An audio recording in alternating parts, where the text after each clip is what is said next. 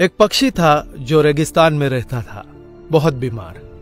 कोई पंख नहीं, खाने पीने के लिए कुछ नहीं, रहने के लिए कोई आश्रय नहीं था।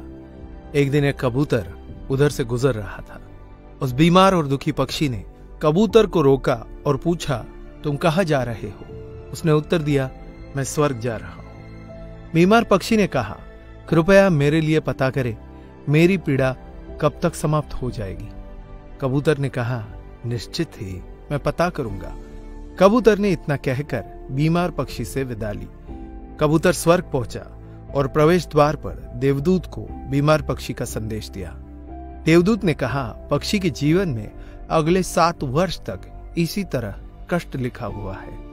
उसे ऐसे ही 7 वर्ष तक कष्ट भोगना पड़ेगा, तब तक उसके जीवन में कोई खुशी नहीं है।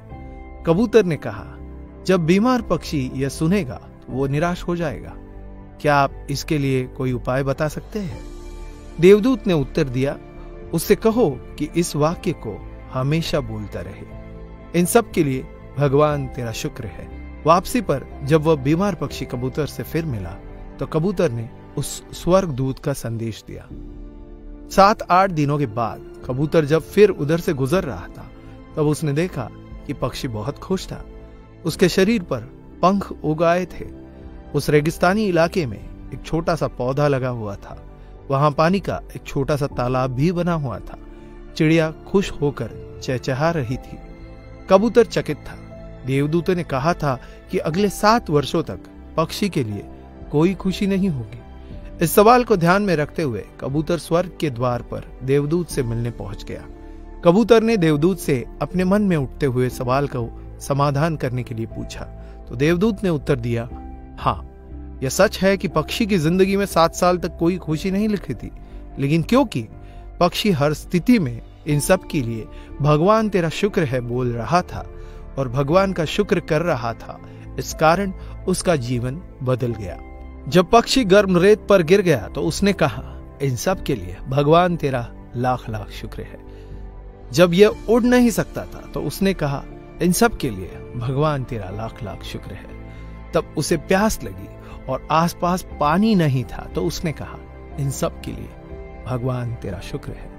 जो भी स्थिति हो, पक्षी दोहराता रहा, इन सब के लिए भगवान तेरा शुक्र है। और इसलिए 7 साल 7 दिनों में समाप्त हो गए। जब मैंने यह कहानी सुनी तो मैंने अपने जीवन को महसूस करने, सोचने, स्वीकार करने और देखने के तरीके में एक जबरदस्त बदलाव महसूस किया। मैंने अपने जीवन में इसको अपना लिया। इन सब के लिए भगवान तेरा शुक्र है। इसने मुझे मेरे विचारों को मेरे जीवन में बदलाव लाने में मदद की। उदाहरण के लिए, अगर मेरा सिर दर्द कर रहा था तो मुझे लगता है कि मेरा बाकी शरीर पूरी तरह से ठीक और स्वस्थ है और मैं कहता हूं, इन सब के लिए भगवान तेरा शुक्र है। और मुझे लगता है कि सिर दर्द मुझे बिल्कुल परेशान नहीं करता। इस भगवान के शुक्राने का मेरे जीवन पर वास्तव में गहरा प्रभाव पड़ा। मुझे लगने लगा कि मैं कितना धन्य हूं, मैं कितना खुश हूं, जीवन कितना अच्छा है। इस संदेश को साझा करने का उद्देश्य हम सभी को इस बारे में अवगत कराना है कि कितना शक्तिशाली है यह, हमारे जीवन को नया रूप दे सकता है। इसलिए आभारी रहे हर चीज के लिए, उस परमपिता परमात्मा के, और अपने दृष्टिकोण में बदलाव देखे। दोस्तों, ये वीडियो अगर आपको अच्छा लगा हो तो इसे लाइक करें, शेयर करें तथा आपकी इस वीडियो को लेकर क्या राय है हमें कमेंट करके बताइए। और ऐसे बेहतरीन वीडियोस को देखने के लिए फॉलो करें हमारे पेज को। धन्यवाद।